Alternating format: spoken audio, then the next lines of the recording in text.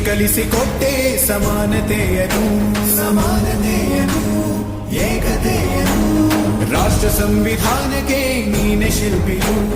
ನೀನೆ ಕಲಿಸಿಕೊಟ್ಟೆ ಸಮಾನತೆಯನು